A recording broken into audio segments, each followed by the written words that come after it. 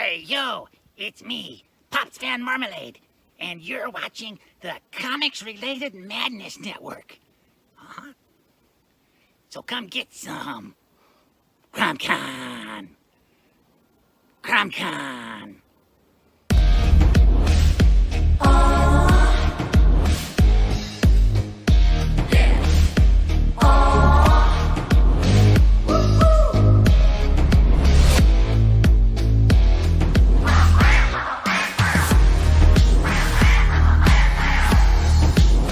Your favorite podcast is Critical Blast.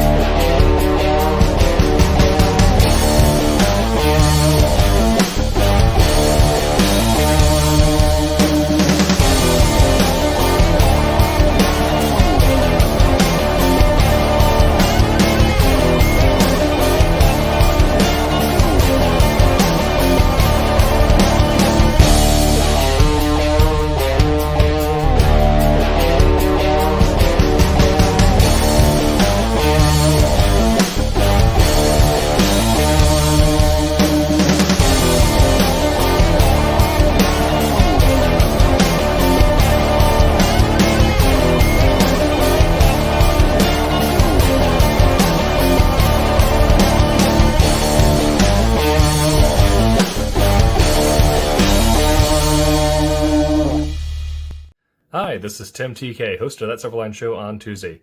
Join us at 11 p.m. Eastern, 8 p.m. Pacific every Tuesday night as we discuss pop culture and the joys of making comics. Hi, I'm Dean Zachary, host of Silverline's Wednesday Wham, where we go beyond politics, beyond calculation, and beyond the big two.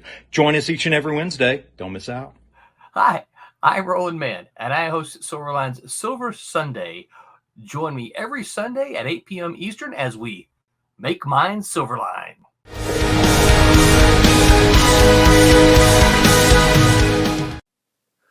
Ladies and gentlemen, welcome to Wednesday Night Wham! With your host, Sid Williams.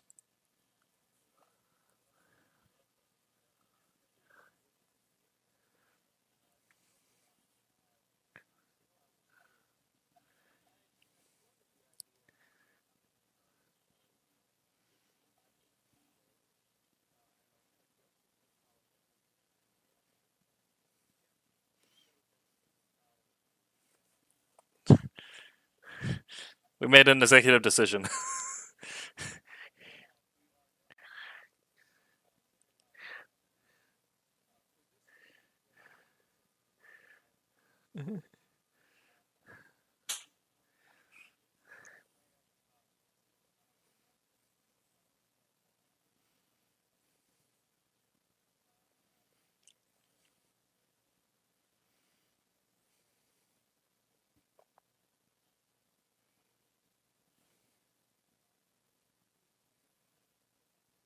Nope, let me figure out what's happening. Sid, you got no sound going through.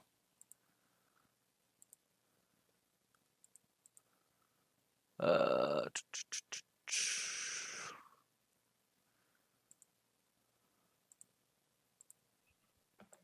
it no sound from me or? From anybody on the desktop. We'll try. Okay, go ahead. Okay, are we making sound? There we now? go.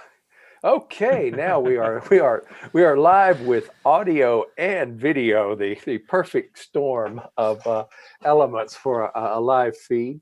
Welcome to once again. If you heard this before, I'm repeating it, but anyway, I'm Sidney Williams, and happy to have you here with us on Silverline Live Wednesday Night Wham, or Silverline Wham. I've been joking that was going to be our show name, And tonight, anyway, we're making it official. The Wednesday Night Wham.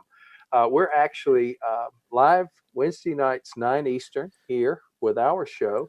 And Silverline Live on Sunday is 9 p.m. Eastern with Roland Mann hosting. And Roland Mann is the comics cheerleader and grand poobah of Silverline in general. And he has a Sunday crew that joins him. And then Monday nights at 9 p.m. Eastern, there is Silverline one-on-one, where Roland sits down and does a Bob Costas style interview with a Silverline writer or artist, and artist, inker, colorist, whatever. A lot of great talent here, happily. And so lots of ways to visit us, drop in, and certainly we welcome your questions if you're watching out there in streaming land. And speaking of the chat, just a warning: if you're on Twitch, the Twitch chat is not coming through to my dashboard, so I have it pulled up, but maybe a bit before I can get back to you on the Silverline Twitch channel. YouTube and Facebook are coming through to our dashboard, so if you want immediate response, those are best options. And on YouTube, Royal Airships says Scott's beard came through very clear. Always with the beard. Hi, Rory. Yeah, we've got a lot of great facial hair at Silverline, at the Silverline virtual studio, because we're coming from various parts of the world or parts of America. We have international artists working with us. So really, Silverline Studios is a virtual studio with creative talent far and wide. We're going to be talking tonight about the use of music as part of the creative process. And so we'll get to that in just a couple of minutes, and kick around ways that music can help us, and ways that it just that all of us here incorporated into our process. We won't be playing. We won't be playing actual tracks because of, the Digital Millennium Copyright Act frowns on that, and ASCAP, and a lot of other acronyms, and YouTube are not happy. Kick us off again. We got kicked off one time for something. We don't know what we did wrong on YouTube. We know what we did. It might have been one of my titles, possibly Deranged, available on Amazon. But anyway, before we go too far, we want to introduce everybody on the Wednesday Night Wham virtual sofa. And so I will go as in the order that I see people on my screen, and invite our participants to tell us briefly about themselves. I am Sidney Williams, as I've already said. I write some novels, short stories, and for Silverline, I write things including the upcoming Friar Rush and Bloodline, which will be part of a Kickstarter in the very near future, and so you can get issues of those very soon, happily. And you'll hear more about those as we go along. And first, to my right on my sofa, or left on my screen sofa anyway, is Tommy. Tommy, Thomas, tell us who you are and what you do for Silverline. Well, as Sydney said, my name is Thomas Flormonti. I've been a comic book creator from the early 90s. I've worked for pretty much everybody at one point or the other, but mostly doing a lot of inking. I do writing, coloring, publishing. I'm also the co-owner of the printing company Kablam. But what I'm doing for Silverline now is inking a book called Trumps. It's based off of the card game, and I will be doing some inking in the background while we talk a little bit about the music stuff, or for my case, lack of music. But yeah, I'm inking Trumps. Oh, cool. Well, next on my screen is Alex. And we see Alex doing some pencil work there. Alex, introduce yourself. Hello, my name is Alex Gallimore. I'm the penciler for Cat and Mouse currently. Tonight you'll be watching me pencil page 19. So we're right there. 4 more pages to go, and issue Almost 3 done. is all Yay. finished. Well, on my end, but yes. Yeah. And Alex was the guest on Silverline One-on-One, which should be available on demand on all of our platforms. So you can learn a lot more about Alex and his work and his experiences there. If you want to. Yeah. And if you want. Yeah, next on our Wednesday night sofa is our producer and virtually co-host, Tim TK, who is on the West Coast with the Silverline Orchestra. Tim, tell us what you're up to. I am Tim TK. I am on the left coast, best coast. And I am the producer for Wednesday Night Wham. I am also the associate editor for Silverline, as well as writing something which we haven't announced yet. So it's exciting. A secret project. Secret. We have several of those. So thank you and welcome. Thanks for keeping us on the air and our sound You going. might be able to announce it, at least the title, maybe. I have not got that cleared. I don't know. We'll see. Maybe Roland's we'll not pop here. the He chat. doesn't know he's not It'll listening. remain for the moment a stealth project. Okay. Give it a project title. It's let's call it Stealth Fighter. All right. That's Stealth There Fighter. you go. Cool. Actually, that's a good title. Yeah. Next on the virtual sofa for me, in my view, is Scott. Yeah. So Scott, tell us what you're working on. Hi, everyone. I'm Scott Wakefield in beautiful Western New York. I'm handling publicity, or trying my best to help out with publicity for Silverline. I'm also the co-creator and co-writer of an upcoming title called Steam Patriots. It's my first published piece of work, and that'll come out sometime down the line. Cool. Thanks for being with us. And joining us for the first time tonight is Andrew Cassetta. Andrew, tell us about your work.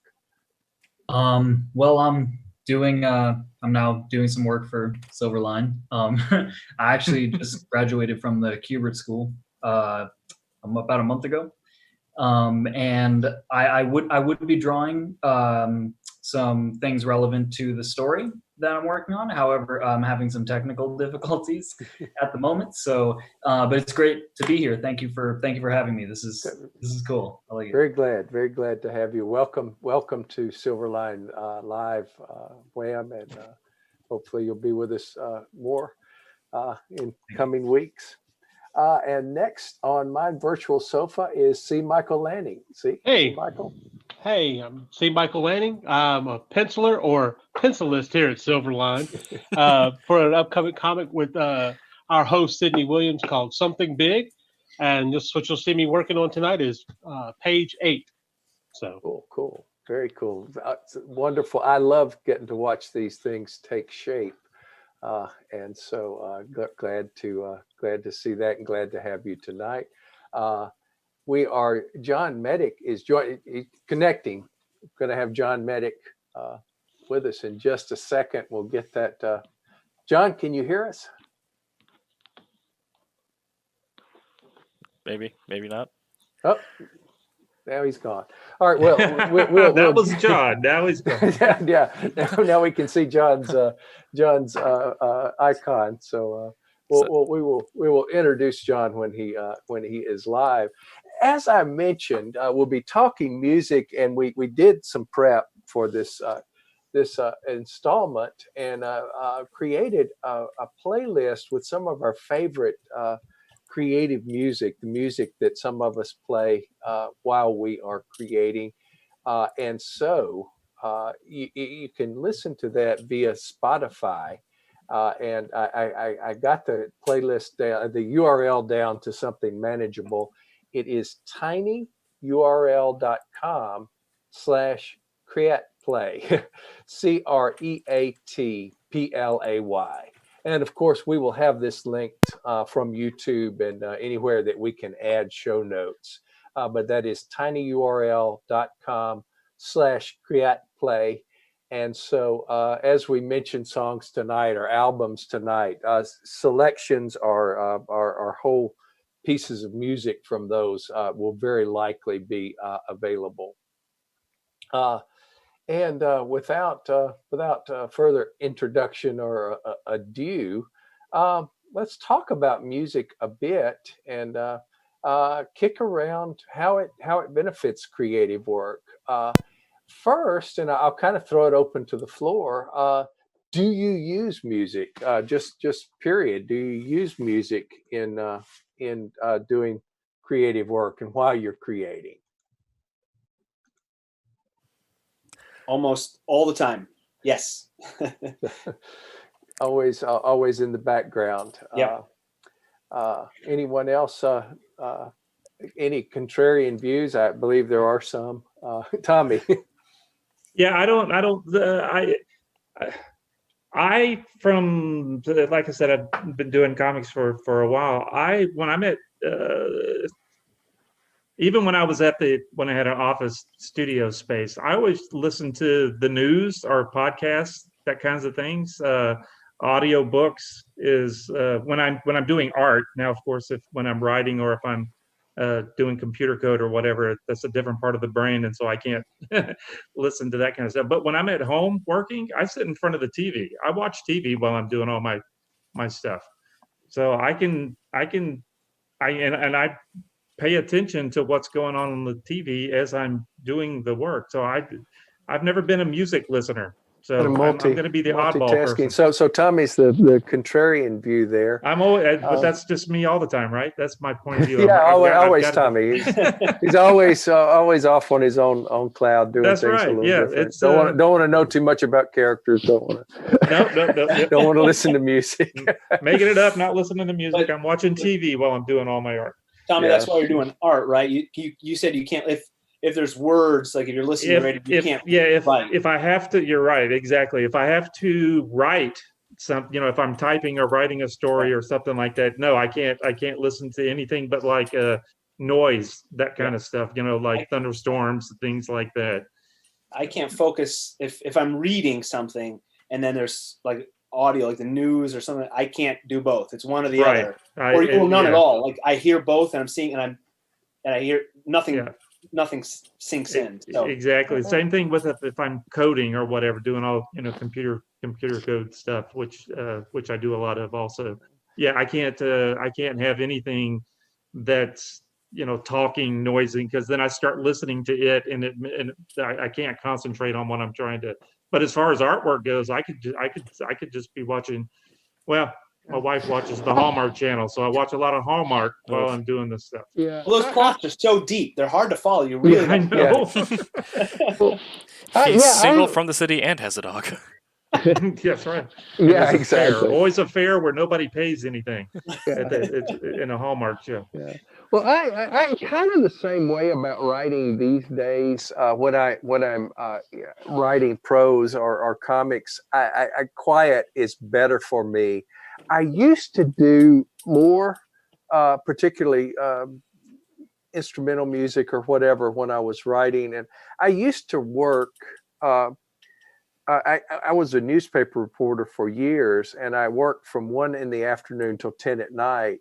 And then I would get off and I would start writing. I would eat dinner late and then really start writing about midnight. And I would play Tangerine Dreams. You guys have probably heard some of the tracks since they're on the playlist, but Tangerine Dreams Tiger, which is really technically instrumental music, although it has the poems of William Blake, such as Tiger and London, playing. But that was a great compliment, because primarily, you guys know, I write darker fiction.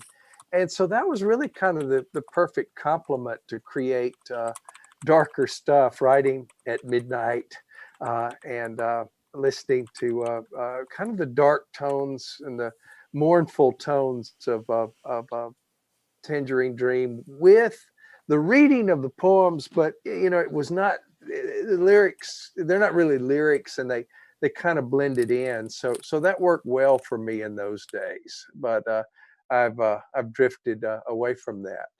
Other thoughts, guys? Anyone else not do music? I will only ever not do music if I'm writing a very dialogue heavy scene. If it's not necessarily like floating heads, but if I'm trying to get wordsworthy and try to be very snappy or very smart with my dialogue in the moment, if I'm trying to convey more than just a plot point, and I'm trying to delve into whatever my editor tells me the theme is. But other than that, I will listen to just about anything and everything. Usually, just with what I feel like is an appropriate tempo. Yeah. Something to get you in the mood. Yeah. Mood setting seems to be, I think, one of the things that's emerging from what we talked about beforehand, and what we're kind of talking about here. Other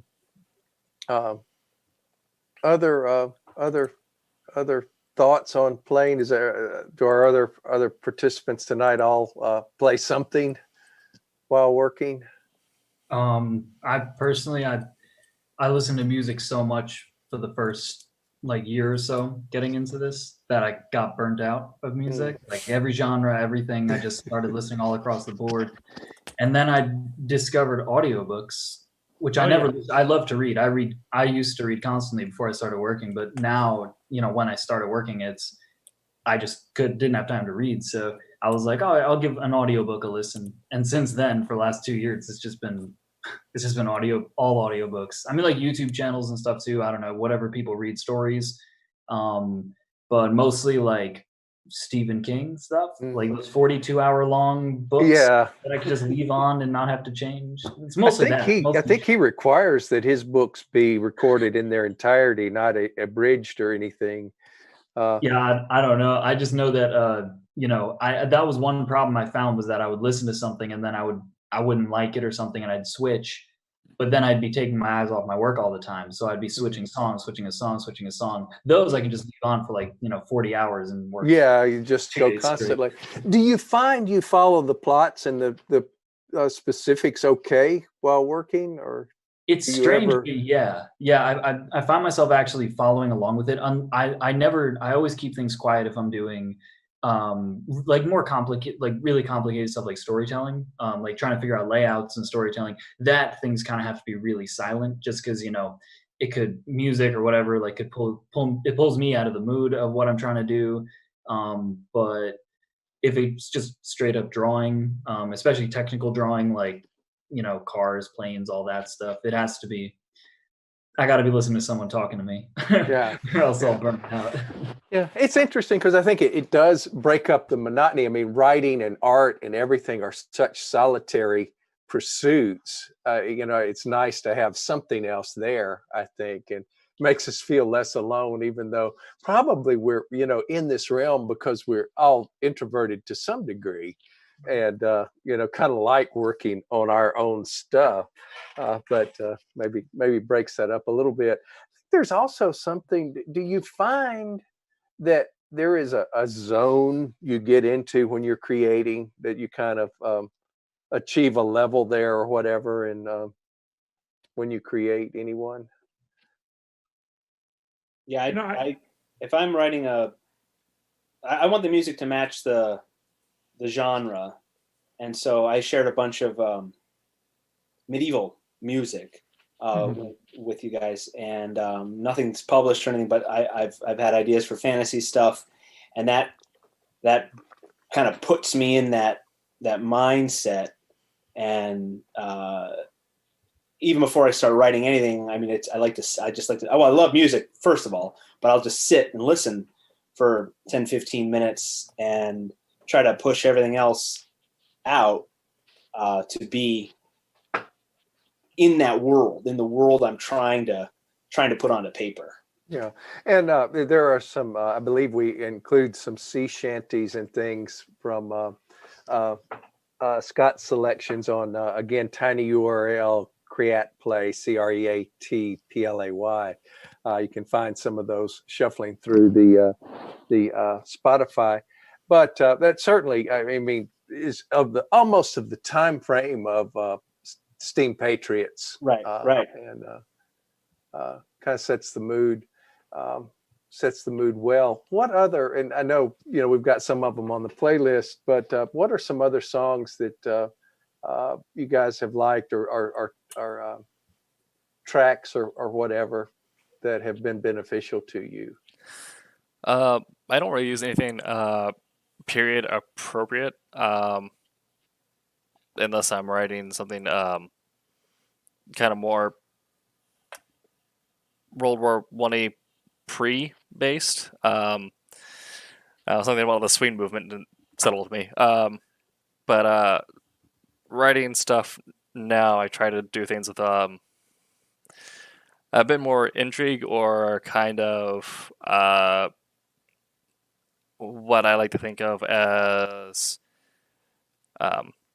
high speed but hyper focused scenes.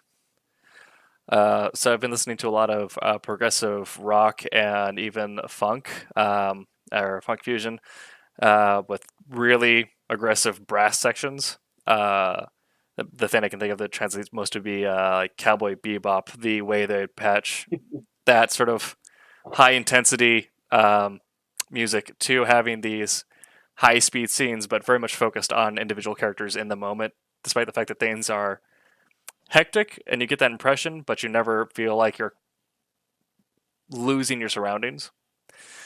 And so, for whatever reason, funk fusion types settles that mood for me, and it kind of gets me in that mindset. Whereas when I'm going for more intrigue or more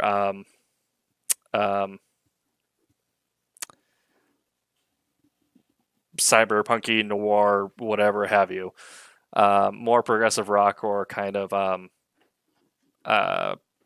guitars played in non-traditionally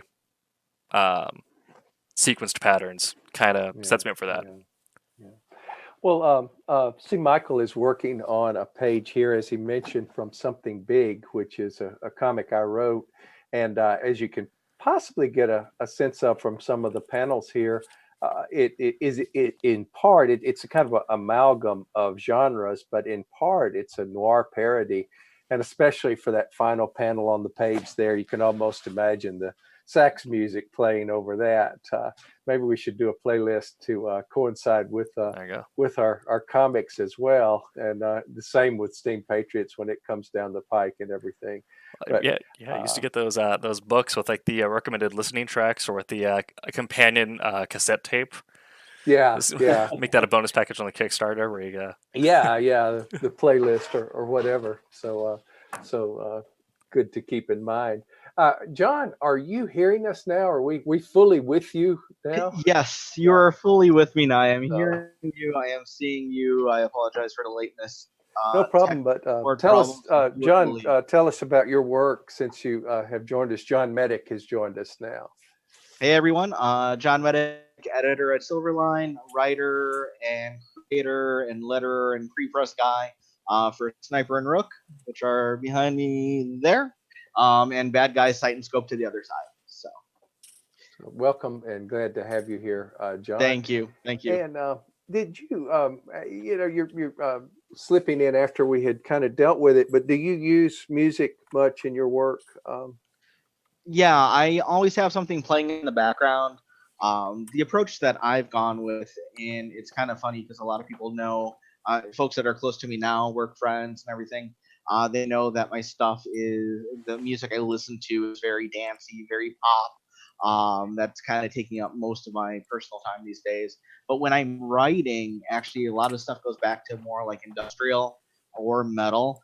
The way that I'm listening to music, I listen to music and specific songs that I would view as being on the soundtrack for that specific issue of Sniper and Rook. So since it's an action, spy, thrill genre, that's where a lot of the faster speed metal industrial stuff comes in. One of the students I had back in 1998 was in a group called Maintenance of Order. They have a couple songs that are always like, they would be on my soundtrack. And I told that to Josh years ago. If I ever get a movie, you're going to be on the soundtrack. If you remember the opening to the movie, the original Triple X, with Vin Diesel. That the whole transition from like the James Bond type of spy, and that was Ramstein that was playing. It was just like amazing. It kind of captured. So that's what happens when I write. I have scenes in my head that basically play out like little movies. I do essentially screen caps, and that becomes the panels on the page that I write for my artist to draw. So there's very much more fast tempo action type of stuff. My Life with the Thrill Kill Cult is one of my big faves from back in the day too. They owned, as far as I'm concerned, the soundtrack for The Crow with the song After the Flesh. That kind of music is what gets me through the sniper truck action scenes. Yeah, it's interesting you mentioned the still frame or whatever. I used to mention that to students because often when people have never touched a comic script before or never written a comic before, and especially if they're used to working on film scripts too, they will write movement in a single panel. And you have to get your thinking down to what single frame will convey the most information, and how do we suggest movement. It's all about making it dynamic, and perhaps having music in our heads like you're talking about helps us.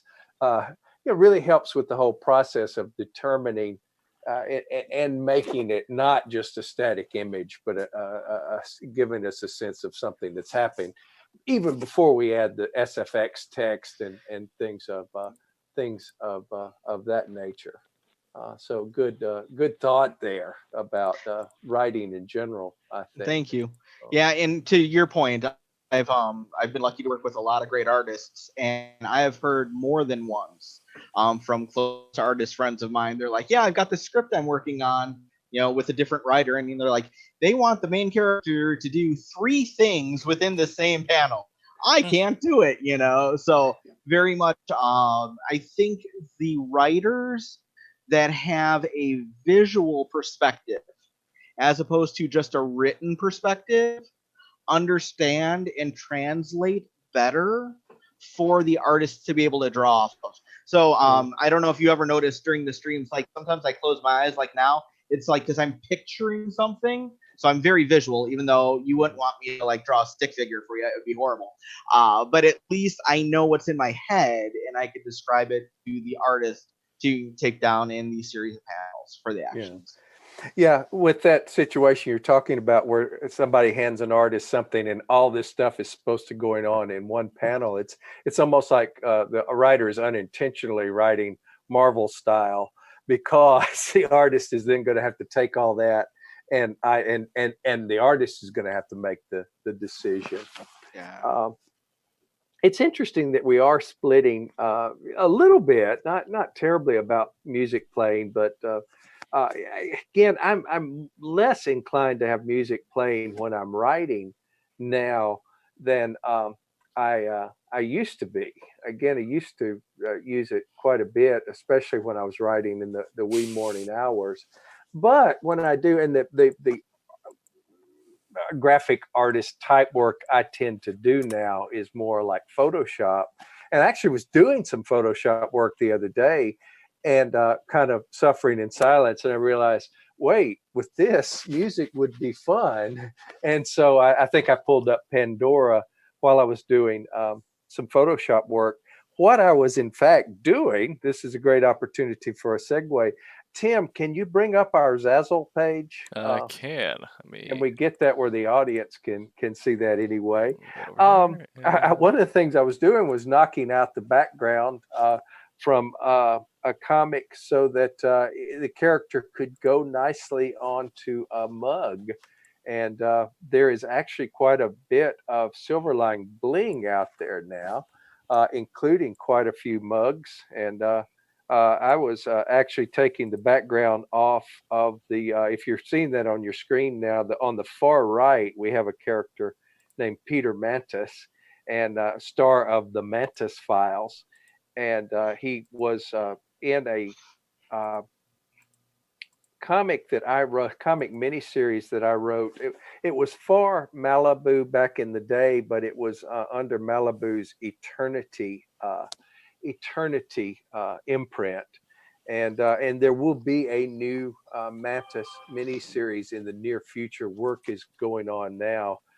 So Mantis will be returning, but he's actually standing amid some candles and everything. So while I was knocking out all the background around all of the candle smoke and everything, I had music playing, and it made that a little bit more pleasant experience.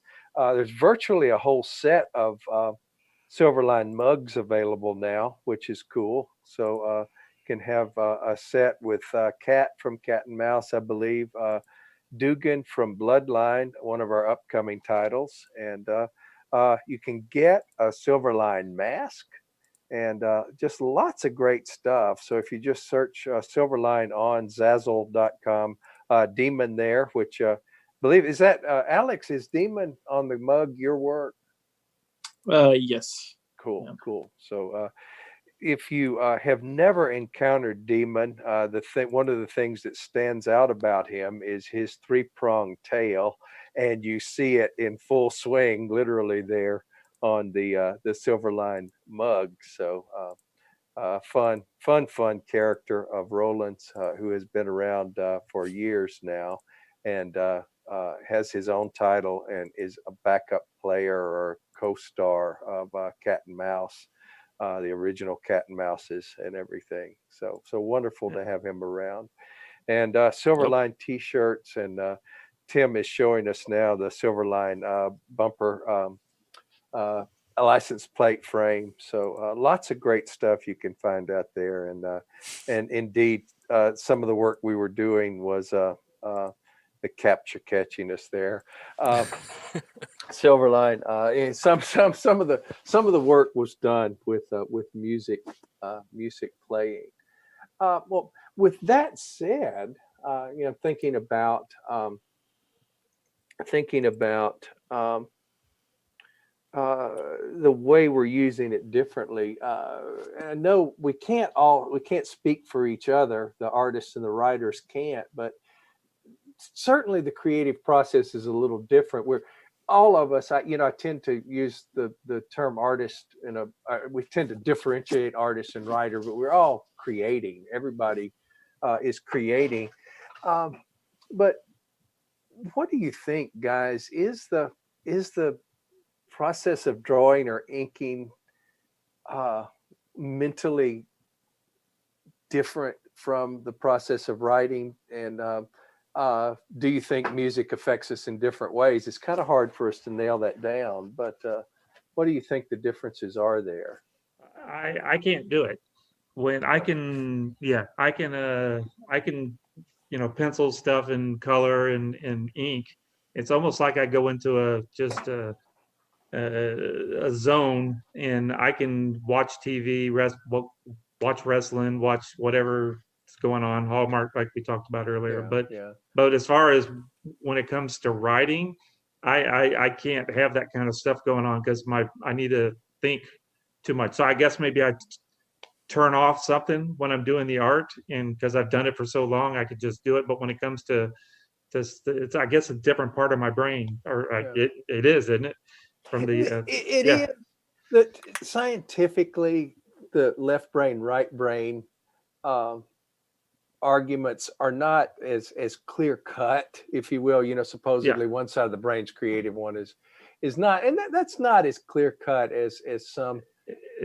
From writing to the artwork, creative and pragmatic. I can't do it when it comes to writing and stuff. I need it to be pretty quiet so I can think. But when it comes to the art, you can just I can ink while we're, like, if I'm on a car trip, and I've got my iPad, I can ink while not while I'm driving, of course. but if my wife's driving or whatever, I can sit on the other side and I could just go to town. But as far as writing, I've got to have that white noise kind of thing going so it cancels stuff out. I will say, years and years ago, there was an article by the mystery writer Lawrence Block about the thriller writer Robert Ludlum in Writer's Digest, and he noted that once upon a time, Robert Ludlum, who wrote, I don't know if I've got any on my shelves over here, but Robert Ludlum wrote those big doorstop thrillers. Of course, the Bourne books are from the pen of Robert Ludlum. Oh. But he wrote on yellow legal pads, and those massive books. He wrote it all longhand. And in the article, Lawrence Block said that Ludlum would even write while driving initially until he almost plotted himself into an accident. He quit writing. He quit trying to write while he was driving. But yeah, left brain, right brain is not totally scientifically accurate, but I do think in some way creatively we're tapping into different areas. And you also deal with when you're drawing, you're building muscle memory. So those certain things that you're going to do automatically, especially I know, Tommy, with your inking, I'm sure there's a lot of movements you make that are pretty much just automatic almost. Yeah. And when you're thinking, you have to you're pouring out things out of your head that you have to constantly. But even if I'm penciling or whatever, I can still sit in front of the TV and pencil and just keep going. It's for whatever reason when it comes to writing or coding, or I've got to sit in a quiet room. Yeah. Otherwise I'll get distracted or whatever, and I start thinking about the songs or the TV show. Or I can't write and listen to music at all. No, I can't. Yeah, it messes me up. I'll sit there and then all of a sudden I'm. For whatever reason, as far as artwork goes, I can, regardless if it's tracing, inking, or coloring, or penciling, or whatever, I can just sit there and the old chasing Amy argument. I know. I don't want the autograph. And I mean that with penciling also. There's certain movements and everything. Yeah, I guess so. Well, I mean, you already know what you're drawing, I guess, right. and you're just doing it, right? Yeah, but when you're writing, you're coming up something from completely nothing, right? I guess. Yeah, I guess maybe so. Maybe that's I can see that. I mean, what you in any of the things. Probably of course, I will never say thought about it that far. That maybe that's what it is. Speaking of left brain, right brain, though, I am left-handed by birth, but I had kind of a older kindergarten teacher, and even when I was young, and I'm 150 years old, even when I was young, this was not a practice that was adhered to, but she was from a school that said, if they're left-handed, teach them to write with their right-handed. Their right hand, it will make life easier for them. So I have a terrible handwriting, and I'm not an artist of the drawing, inking persuasion at all. I can do Photoshop work, but when you're writing, you can listen to music and all that kind of stuff and still not get distracted and not as much anymore. I used to be able to. You, Tim, also you can actually jam out on something and just sit there and type. I can. And Amy on Facebook asks, do you think it has to do with the fact that with Tommy's case in particular, that writing deals with words, and you get words like cross-pollinating from your television. Yeah. Whereas the pencil and inking, you're not getting cross-pollination. It really could be. I just think it. I start. I don't know. I just get. I start getting drawn away from not concentrating on what I'm trying to write. I don't know. For me, personally, I find that, and again, I certainly I was going to ask this later, but I mean, certainly. I find instrumentals work better for me. I do a lot better with instrumentals. But like I say, I have a harder time kind of dry starting if I'm getting into writing later in the day. If I have music on beforehand, usually I can get into the flow and then I'll turn something on.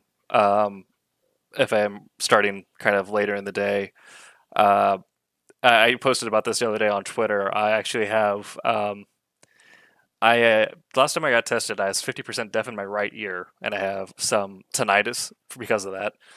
So, the first time I have complete quiet in the house, I'm like, I can hear my ears. This is weird. So I have to take a little bit to get over that, and then I can start writing again. But once I So you need some noise. But yeah, something going on. once I get into the flow, I can drown out the tinnitus with some instrumental music. It's kind of I shared Caspian and God as an Astronaut for the playlist, and those are both kind of progressive metal groups that are just chord progressions and stuff kind of done to have the instrumentals take a journey. When I get to if I'm writing prose and I'm doing an all action scene with no dialogue, and it's just I call it a John Wick moment where it's just gunfight to gunfight moving through action scenes. I can turn on something with lyrics and something like what John said, where I feel like it would be the soundtrack. So that's when I put on something like Phineas or Fit for King, just some very heavy driving metalcore, and that's when I can have vocals that won't interfere necessarily with my writing as much. I gravitate to, so I mean, I love classical music, and that's easy for me. And that, Tim, I think I use music to get into the mood. I like I said, I sit and I kind of steep in it. And if there are words in another language, it's a lot easier. Latin's great. I mean, I don't know. Oh yeah. German, I have no idea what they're saying. So it's just notes going, you know. But if like Sydney mentioned the sea shanties, or I try to, you know, a lot of 18th century colonial stuff I try to listen to. If it's a sea shanty and I want to sing along, that's all I'm doing. My hands will be poised and I'm singing along with, you know, all on the bowling, you know, I'm not typing anything. Yeah. So if the words are in English, that completely overrides my ability to think about putting words down or writing a story. Yeah, I for a while, and it's interesting because it's not a particularly Christmassy album. It is maybe a wintry album, and for a while I would listen to the Windham Hill Celtic Christmas sampler. And that worked really well for me. I should put it on one Christmas or around Christmas, and I kind of kept playing it because that was a great, and again, mostly instrumental. Now, Scott, you have some chants on the playlist as well, and I used to be one of the first albums, I think, of Gregorian chants or whatever called Chant. I used to listen to that a number of years ago when that was first out in the 90s, I guess. Yeah, there was a brief, you know, maybe a year-long resurgence of chant pop, like swing. You know, came back in the 90s for a month. Yeah. Everybody was but with the chant, oh my God, Enigma. So you got the chant crossed with the dance beat. Oh, I saw them live last year. It was awesome. It was really? Awesome. That's cool. Oh yeah, 3 of the voices of Enigma. That's what they called the tour. Voices of Enigma, like they were singing live with the music in the background. So it was really cool. It was their first show, so it was kind of rough before they went off on worldwide. But it was in Chicago. It was sweet. So, anybody listen to trance music? Not really. I listen to kind of the hybrid of that with dubstep called chill step. Usually chill step. Yeah, and I'll do that sometimes if I'm outlining or if I'm painting minis, because that is another thing to do. But yeah, and you know, I used to do figure models, and I would listen to. I would have TV on when I was doing that. I don't know if anybody figure remember. modeling. You used to model? No, I used to put together monster model kits. Oh, the little. So when you're painting Dracula gotcha, or whatever, and actually, you could have like when FX first went on the air, everything was hosted live from the FX apartment, and they would play marathons of different shows, and so I did a lot of model kit work with that in the background, and things like Wonder Woman, seems like Wonder Woman or Batman marathon, the Adam West Batman marathons playing it. And that, you know, again, a different creative process, and it worked for me. I can watch, or I can have TV on silently while I'm grading, which is essentially editing when you think about it. Yeah. and that's a little bit different process. And again, it's interesting. I'm sure it's a matter, and there's probably scientific research we could look up on this, but tapping into different areas somehow, some way. And I think, for everybody, it's finding what works best. Just like everything, it's kind of trial and error. Brent Larson is not with us tonight. Unfortunately, he's on vacation. Brent, creator and writer of Kalis, which was recently successfully, the second issue was recently successfully kickstarted happily. But Brent was saying before he left, or when he was communicating with us before the show, that he listens almost exclusively to rainforest sounds.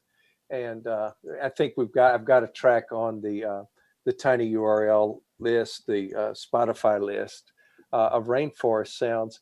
There's a lot more of that available these days, and you can actually.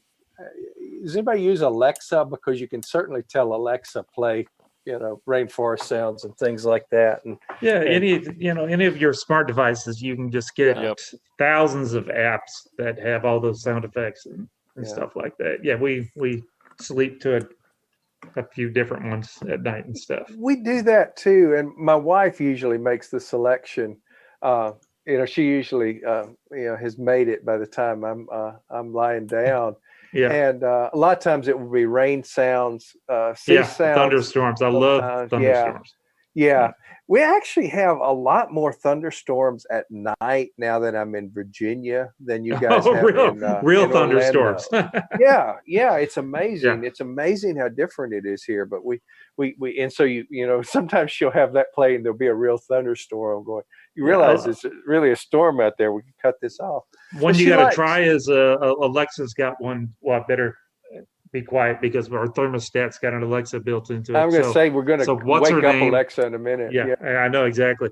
But whatever her name is, say start Warp Core. Have you heard that one? Yes. That one's really good. It's kind of a rumble, but it's not just the same. It's like being on the Enterprise kind of a thing. Yeah, it's the Star Trek. And it's a little bit of ambient noise. Yeah, there's one or two of them out there that beeps every now and again. So you don't want that one. You just want the one that's just the rumble of the engine.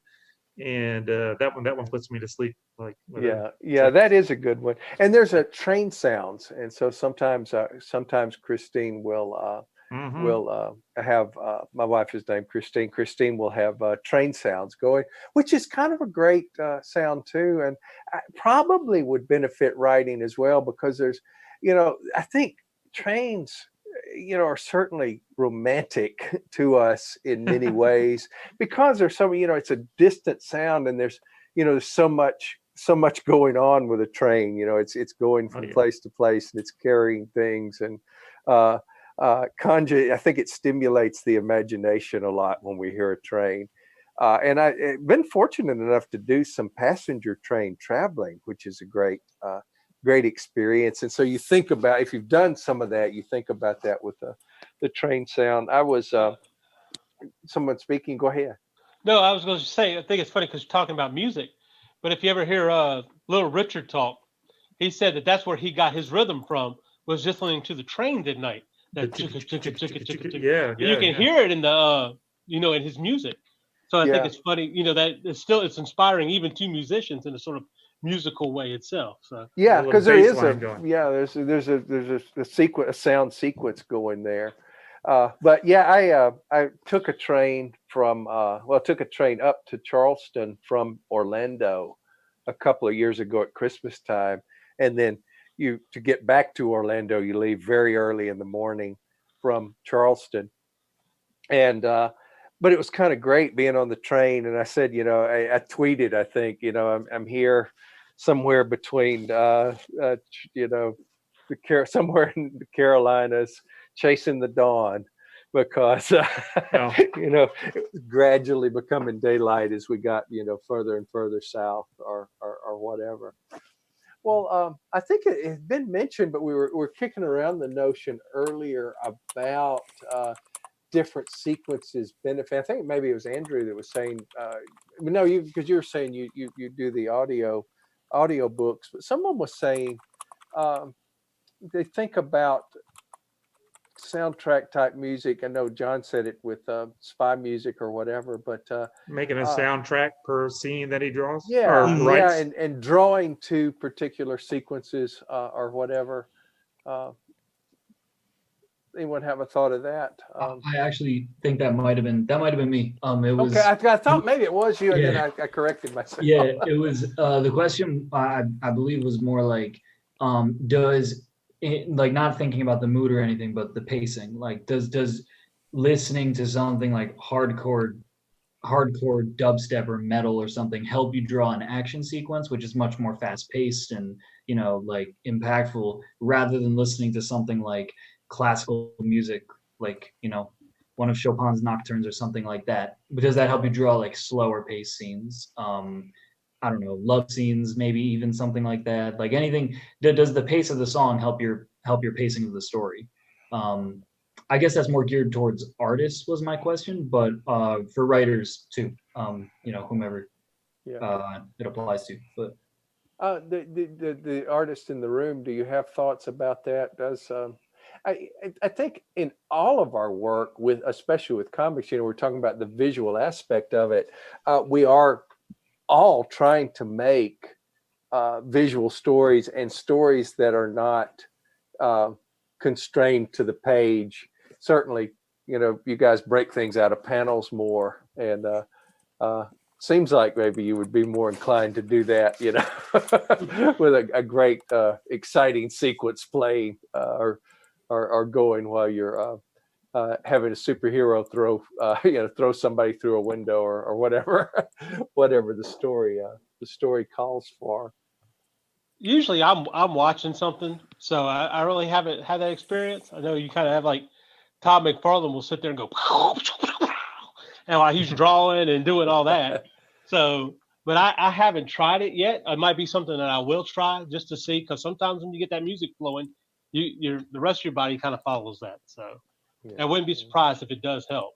Yeah, it's interesting. It's interesting. I think clearly there's some things we mentioned. Probably the things we could research, and possibly the things that are not defined that it benefits. Because I know there are many. You guys are more versed on this than I am, the artist. But I know there's a lot of artistic theory, and there was one exercise back in the day where you would turn your you would be trying to draw an example, and you would turn your page upside down and do it, and that was supposed to tap into a different mental muscle or whatever.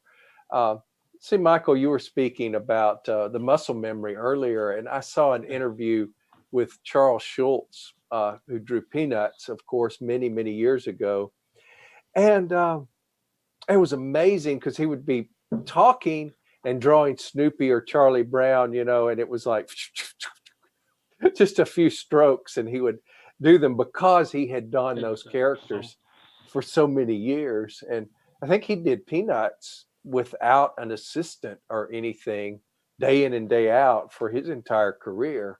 I know Hank Ketchum, who did Dennis the Menace, eventually had assistants and co-writers and things.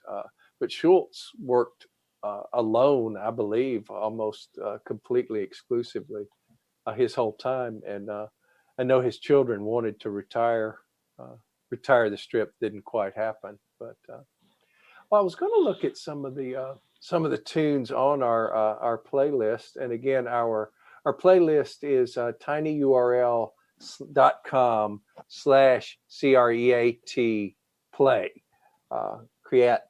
Create play, but without all of the letters in create. John,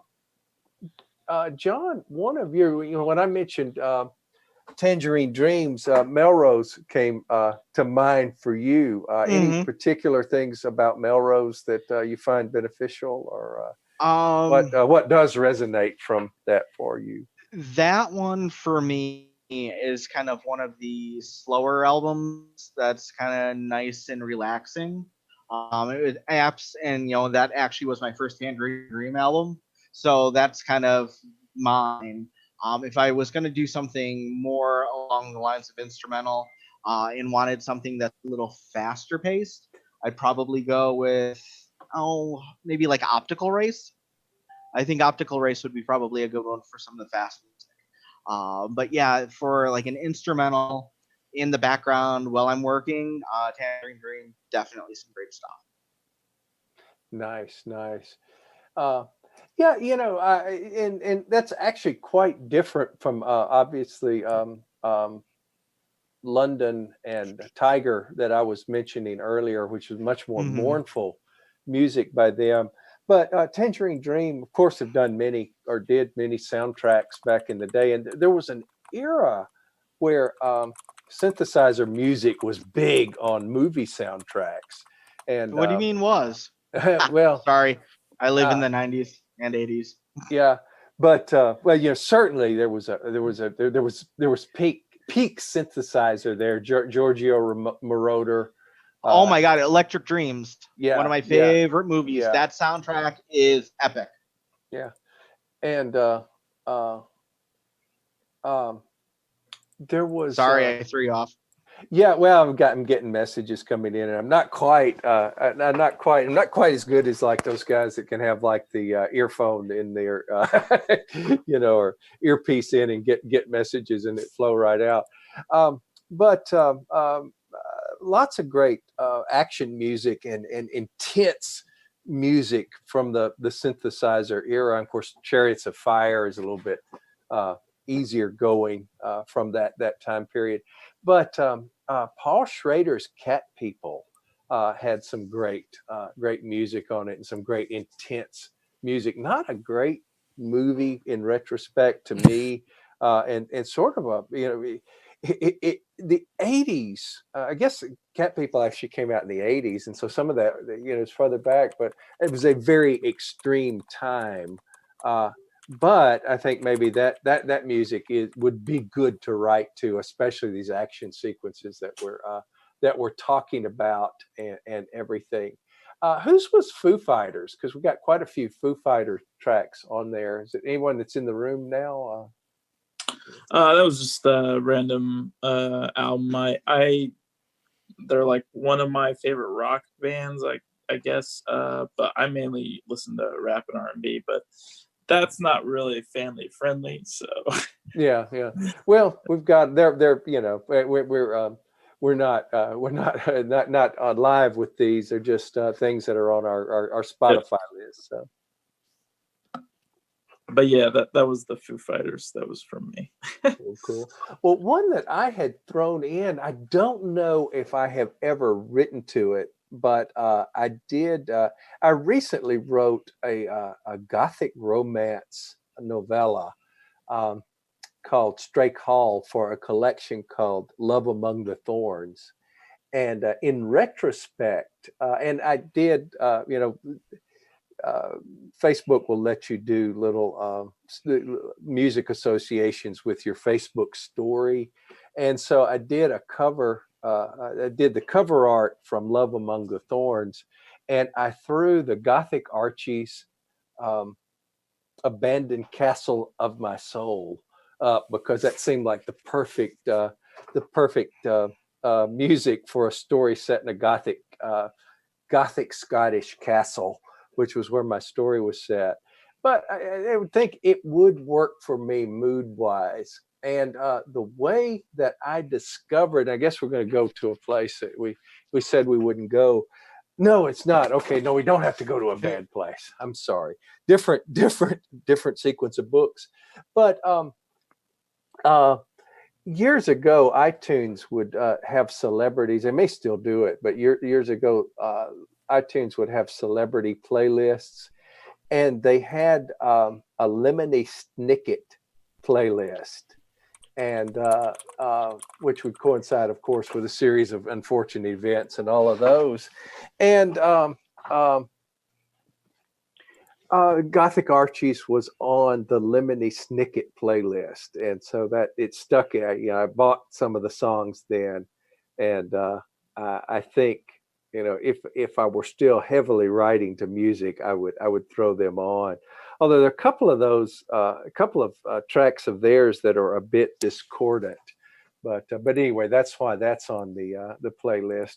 We've got some rainforest music on there, and we've got, of course, about a 13-minute track of chants that Scott gave us, I believe.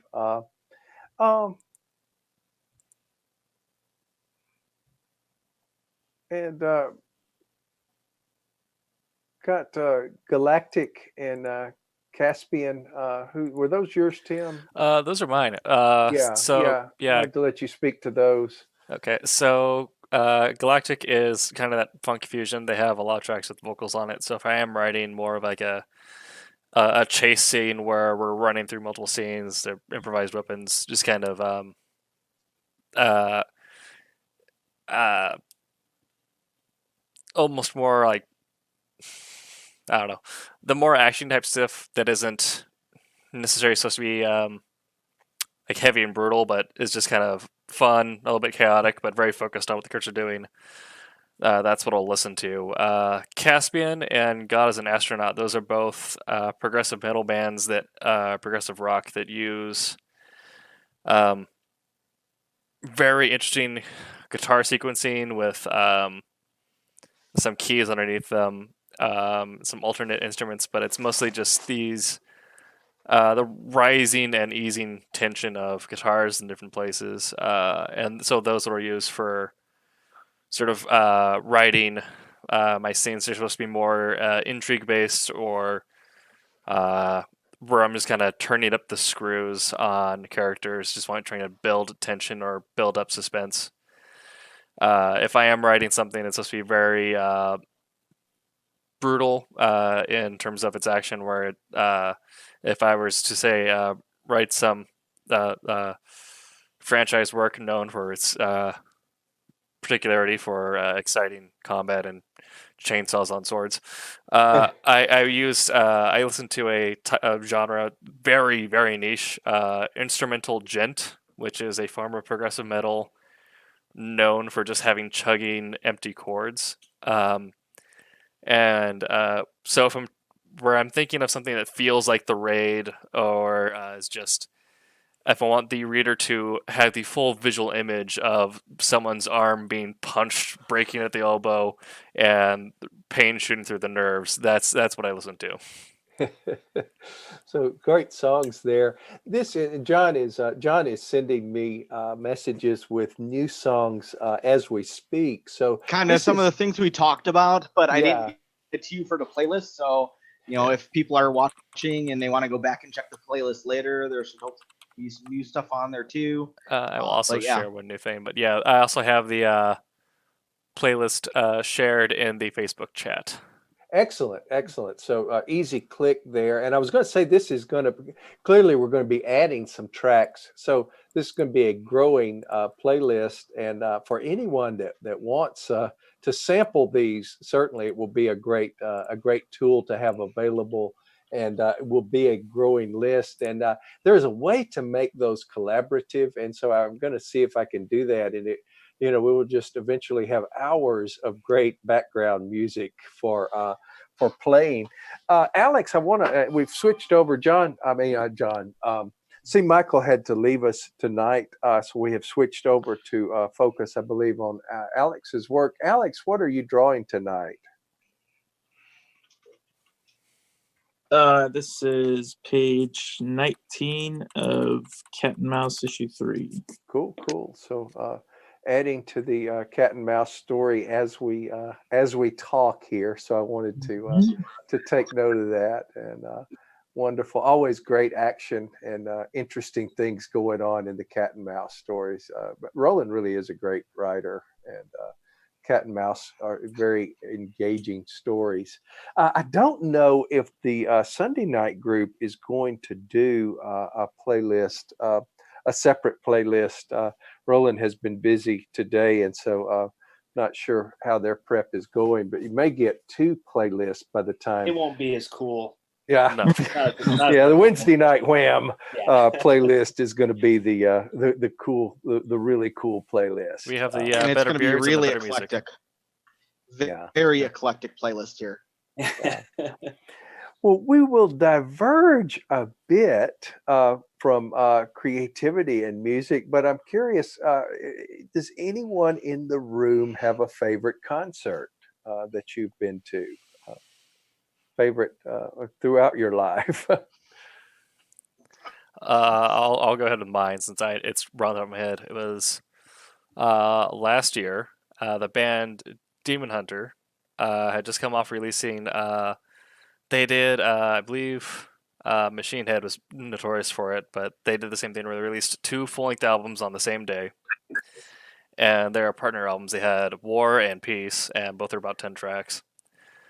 And they did a 2.5 hour long show where it was only them, no front, no openers or anything like that, where they did 1 hour of their very of stuff inspired by the Peace album, which is much more progressive, kind of Euro metal type stuff, very proggy.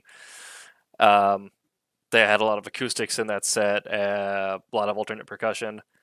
They had a 30-minute interlude where they played a like short video and had kind of instrumental stuff going in the background.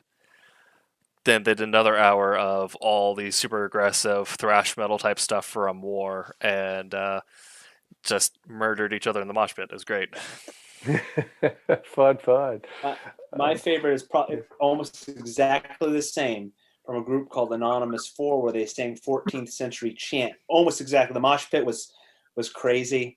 I'm sorry, that was a lame joke. Yeah, there's a group called, I haven't been to a lot of concerts, and I'm kind of on the chant thing here, but there's a group called Anonymous 4, and I don't think they've cut any records in the last decade, but they, for 20 years or so, they put out a lot of early medieval stuff and revived stuff from Hildegard of the 11th century, and it was neat. It was a neat old church in Buffalo, and just 4 female singers on a stage, and very ethereal, beautiful. The acoustics were incredible. So I don't know if it's one of the few concerts I've been to, and I really enjoyed it. And I like I've got about a dozen of their I've been albums. to some. I like folk festival music and things like that. I went to a folk festival a number of years ago now with a lot of converging folk singers, and that was interesting. Of course, a lot of Irish music gets thrown into the mix. There was a band from I think Dallas called Behan that performed among others, and great stuff. And of course, folk music is story and music melded, and chants make me think of that. Although I am really intrigued now by the notion of a monastic mosh pit for some reason. Cassocks, mud slinging, and cassocks getting dirty. If you listen to Powerwolf, they are I believe they're from Albania. They are a power metal group with thrash inspiration, with a lyrical content taken from classic Albanian mythology and Catholicism. So there is plenty of Latin chanting and over thrashy guitars. There's some Icelandic.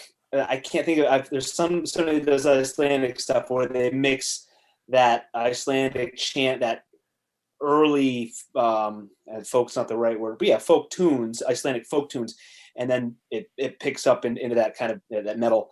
There's another guy that plays, and I can't think of his name either. I'll look him up. He plays the hurdy-gurdy and Icelandic tunes, and Scandinavian, Danish tunes, and then adds an electric guitar and a bass and so forth. And if you give me a second. I was going to say, while you look it up, I will say it is wonderful that we have such great access to international music now. I love the band Runrig from the British Isles, and they did a great version and a great active version of the You Take the High Road and I'll Take the Low Road song, but great music. Encountered them watching. There used to be a program that from Britain that would always have a short Doctor Who clip, and Runrig performed on that one time when I was watching. Anyway, did you find it? Yeah, so it's the album's called Hurdy Gurdy Equilibrium, AE, Equilibrium, like Aeon Flux. His name is Andrei Stanislavovich or Stanislavovich Vinogradov. So it's super easy. Hurdy Gurdy Equilibrium. Interesting. And, Cool. Hurdy Gurdy. I was on a kick for that for a while when I was doing a classical show, and I was playing it for about 2 hours. And my wife, she very lovingly, can we do something other than Hurdy? Because there's always that like a bagpipe. There's always that drone note. Every song starts with a and enough with the hurdy-gurdy for a while. Let's make it. I'm not sure what country they were from now, but there was a band, and they were on Spotify, the Great Old Ones. And I actually wrote the lyrics for a song for them. It was kind of a barter situation, but I wrote the lyrics for a heavy metal song for them that was Lovecraftian. And you got to put that on the. You got to put that on the playlist. We got. I need to find it. I think I'll look for it. It's. I can spot it. It's like they gave me the word. I can't even remember the word, but there were certain things I had to work in, and the lyrics are not particularly important to to a heavy metal song, but not quite true. Maybe not quite true. But anyway, I did. I'll find it and add that to the playlist. Sure, it's on Spotify. Add it to the list. Yeah. But anyway, great. Just great that things from around the world are at our fingertips now, and usually legally with things like Spotify. I was going to say, it's not my favorite concert, but my weirdest concert, or the weirdest concert I found myself at was my wife and I both were reporters. We met while reporting, being reporters, and somehow she drew the assignment to cover a Vanilla Ice concert one year.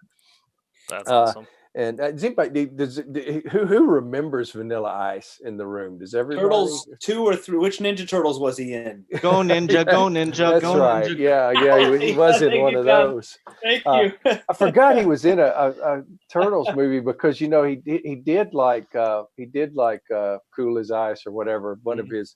He did. I have that on laser. He did it. And of course, it's a riff track. There's a riff tracks version of it now. And but if you look at the movie poster when it's Vanilla Ice in his first starring motion picture or whatever, it's also his only starring motion picture. But anyway, and usually I was the entertainment reporter more than my wife was. She was actually a medical reporter. Interestingly, but somehow she drew the short straw of covering a Vanilla Ice concert. It was around the time that the controversy had come up about where he was really from and if he really, had been, lived on the streets and all that, and or if he was in the Glee Club or whatever. I'm repeating Really stuff. how Nobody Van get Winkle mad at was. me. But anyway, we had to cover a Vanilla Ice concert, and there was this kid there unattended who was like 12, and he was smoking, and so everything It was real Vanilla active. Ice. That's who it was. Yeah, he was in the aisle, but he was but this kid is like annoying the whole time, and you get like real active. They would get real active, and everybody's doing all of these numbers and all, and he's doing all this with a cigarette. And going, "Will you watch what you're doing, kid? You're going to set something on fire." So more than anything, that's my memory of that of that concert, and just being finding myself at a Vanilla Ice concert, I guess. And if they're Vanilla Ice fans, I love you. Don't send us. What you're really not saying is that you paid to go see that. Well, yeah, I Yeah, think you we did. got I think You we got you made reimbursed. up all of the stuff about the reporting and all that. So you Yeah. actually went to see. I would have Yeah, gone I to know. see Yeah, Vanilla Ice. okay, you That'd have been got me. fun. I was a fan back in the day. Oh, No, I Do you think shave your sides? we Get got the That's right. motorcycle? The flat Yeah. top thing. we got a I hot take on never- Facebook that I agree with. I never. Let's say Go ahead. Wubba Fett says snow was better than Vanilla Ice. Oh no, that's fighting words. I will. I will. Okay, we will be divided about that. I would concur. Yeah, and Snow was before Vanilla Ice, I believe. Was Snow the one with Informer, if I Yes. recall correctly? Yeah. Yeah, thought so. Hey Sid, could I jump off of yours? So you were talking about concerts, favorite concerts. You said the weirdest concert you ever went to was that one. So the weirdest concert I've ever went to was Weird Al Yankovic. I saw Weird Al just in February. Cool. Not he had a performing. fun No, show. at Pensacon. He. I'm sorry. Go ahead. No. I want to hear about this. No, we got on an elevator and Weird Al walks in and we were trying to walk out and he's like, "I'm getting on the elevator," and he pushed us all out of the way. Oh my god, that's awesome. It was so funny. We're like, "You're Weird Al. You can come on in. We'll just wait." I saw Mr. Weird. How do you address Weird Al? I think I called With him an Weird Al. I accordion? think it's what I I saw him in the 90s. That was cool. In talking about eclectic taste. So the first concert I ever went to, 1991, Casimir Pulaski's birthday. So we were off from school. Double ticket, Anthrax, and Iron Maiden. Nice. Amazing show. Loved it. But if you're going like with the favorite ones, I'd have to be amiss if I didn't go with these two. I saw Kylie Minogue twice in person on her first U.S. tour a couple of years ago in Chicago, and then flew to see her in a small show in New York a couple of years back. Front standing row, that was awesome. And I will freely admit to having happily seen Carly Rae Jepsen in concert 8 times now. Let's say, following your Twitter, I think you're the biggest CRJ fan there is. I sure hope so, at least in the US. Yeah, she is amazing. And it's kind of funny on Facebook. I had a memory come up a couple weeks ago that said 4 years ago, I think I said, every day of my life, I need to be at a Carly Rae Jepsen concert.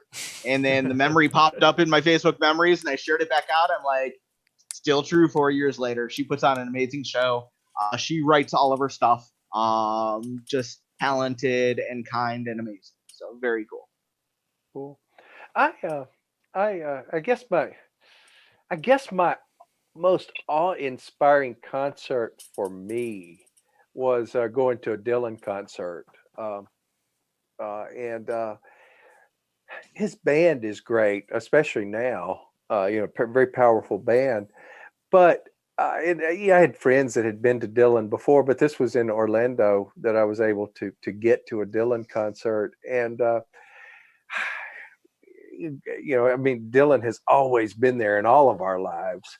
And just when he came out, and there was just a bit of awe there because I'm going, that's Dylan. And he is right there.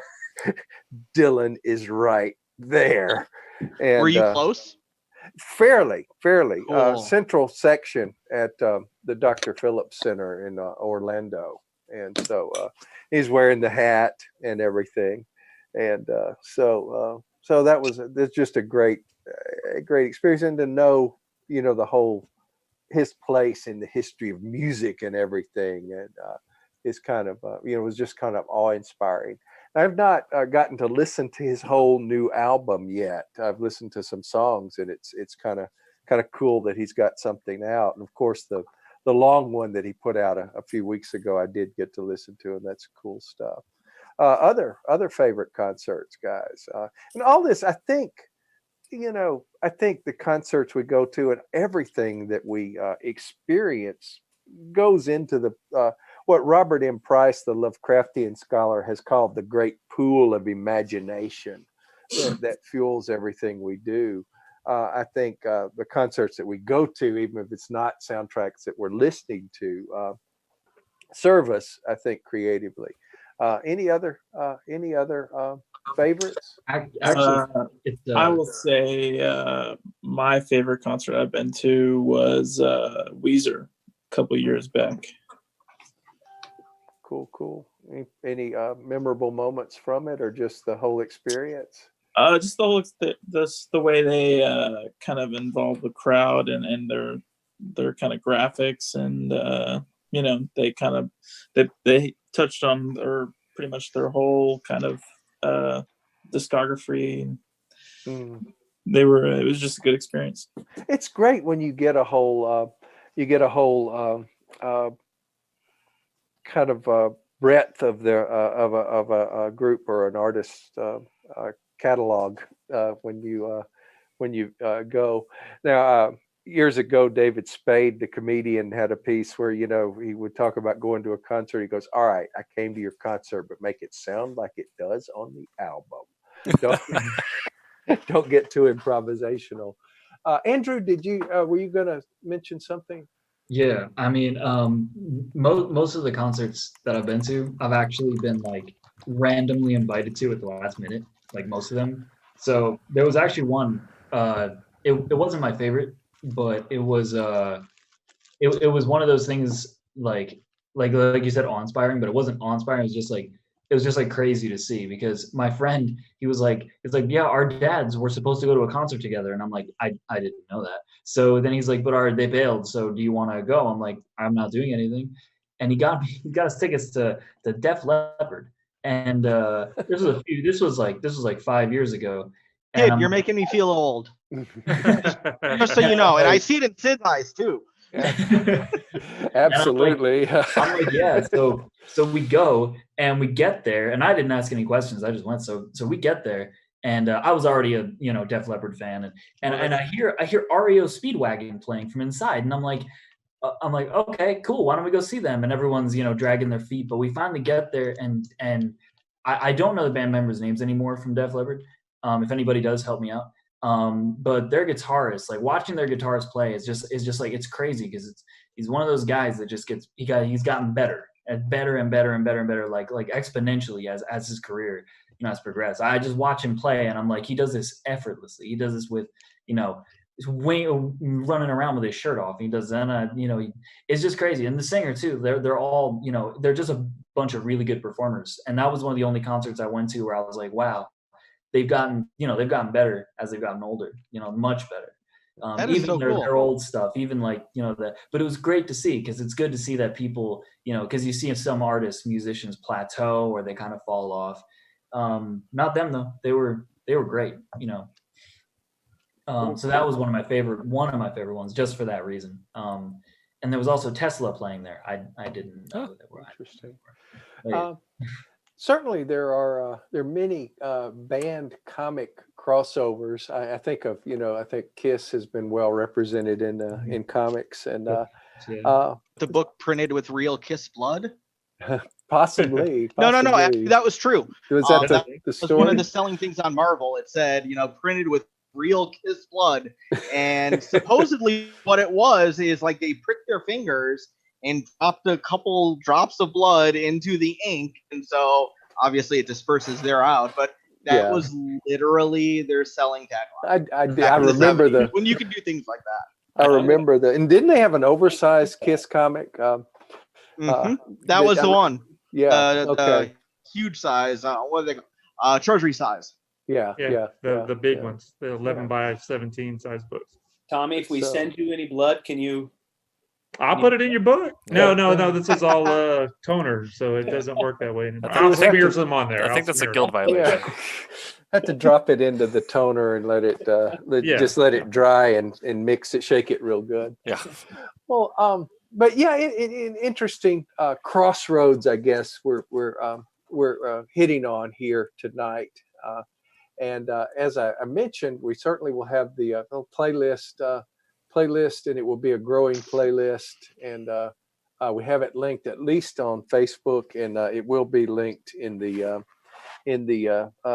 show notes on YouTube or whatever. And I don't know if Twitch will let us add links, but we'll figure something out.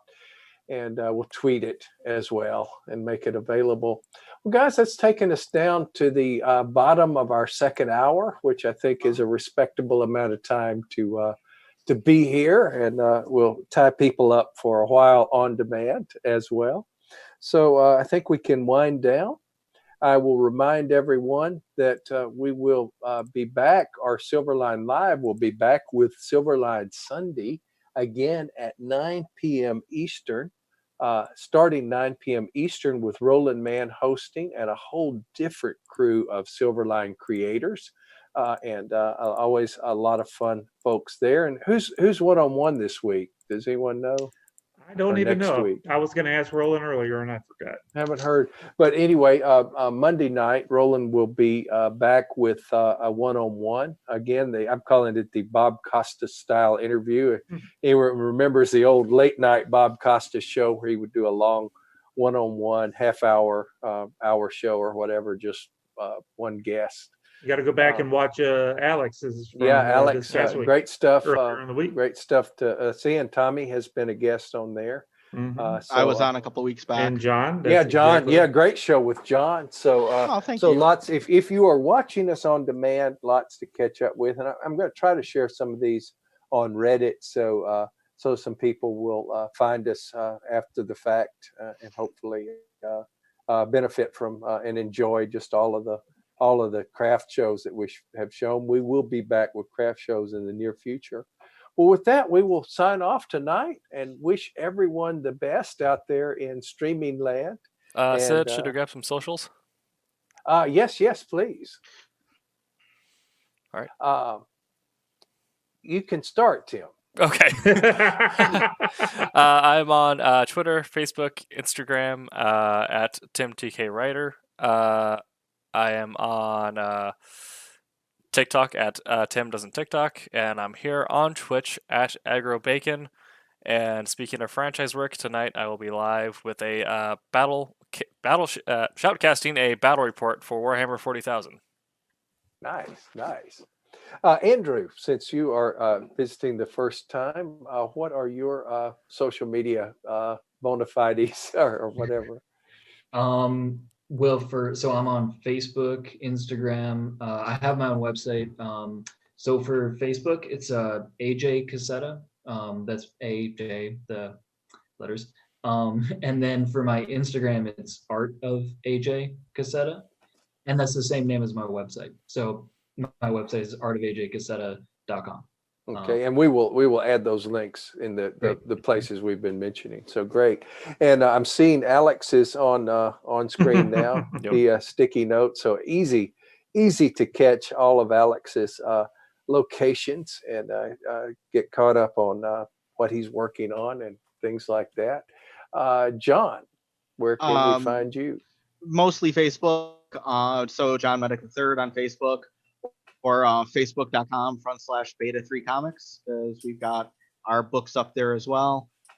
If you want to find me elsewhere on the internet, just do a Google search for Cylon0011, and you'll most likely find me. Cool. Scott? Steam Patriots is on Facebook at Steam Patriots, and the same on Instagram. And I'd love if you could follow our illustrator, David Mims. He's Mims Mac Art, MIMSMACK Art, Mimsmack Art. Excellent. So we will definitely do that. And Tommy, where? Just look for Thomas Flormonte. I'll spell it because nobody ever spells it right. It's FLORIMONTE. I'm on just all the different social media. So you can go to infernostudios.com, and that has all of the links to everything. And I do have a TikTok page, but there's no followers on it, so I'm not doing anything. So I'll just say with Tommy, Inferno Studios, Tommy TikTok. The burning question is, where can we find Tommy? And the answer is everywhere. Everywhere. And, just Flormonte. Look up Flormonte and you'll find me.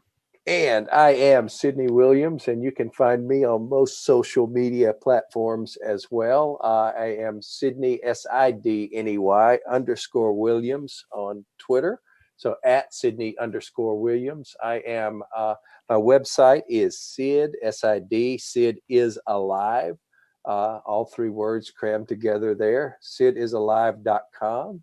And on Facebook at Sydney Williams Books, and Instagram, Sydney_Williams, I believe.